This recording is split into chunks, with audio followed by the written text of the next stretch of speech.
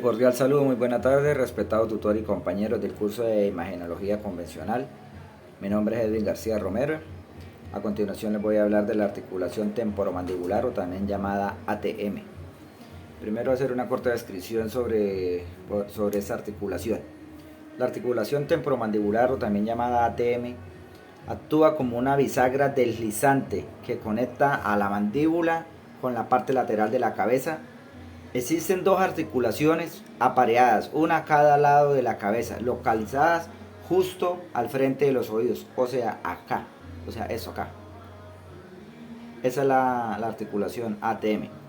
Si la articulación temporomandibular funciona adecuadamente, esto nos va a permitir lo que en ese momento estoy yo haciendo, que es hablar. Nos va a permitir masticar, bostezar. Es una articulación muy necesaria y altamente empleada en nuestro diario vivir. Cada articulación está compuesta por disco cartilaginoso, músculo, ligamento, vasos sanguíneos, nervios cercanos y por lo supuesto dientes.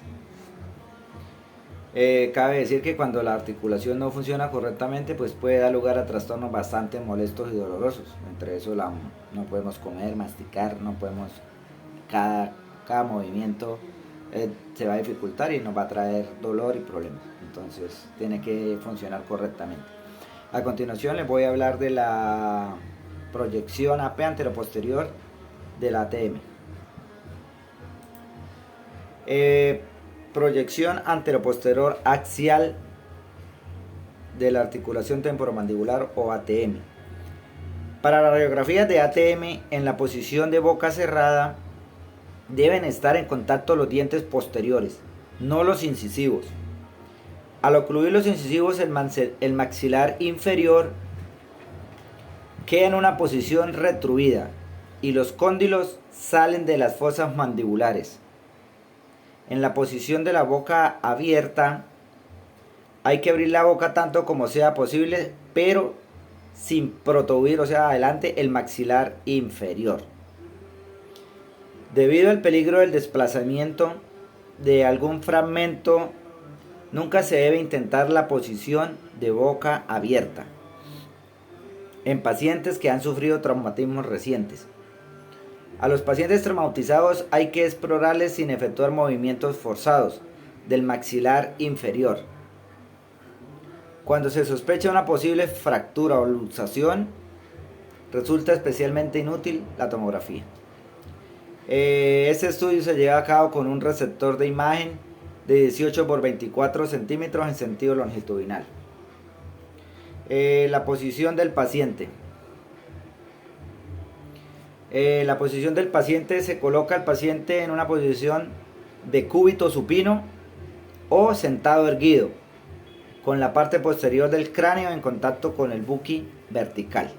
Esa sería la posición del paciente.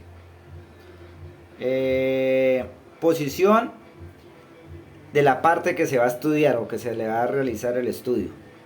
Se coloca la cabeza del paciente de manera que el plano sagital medio quede perpendicular al RI y se flexiona el cuello del paciente de modo que el alón quede perpendicular al plano del RI con una respiración suspendida.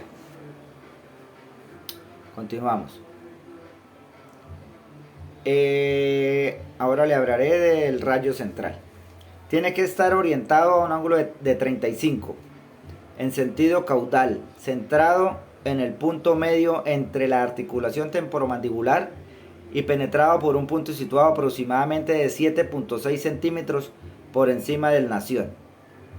Se expone una imagen con la boca cerrada. Si no está contraindicado, se expone una imagen con la boca abierta y se centra el RI en el rayo central. Las estructuras que se muestran al ejecutar el estudio. Las proyecciones AP axial de la temporomandibular muestran los cóndilos del maxilar inferior y las fosas mandibulares de los huesos temporales. Ahora les hablaré de criterios de evaluación.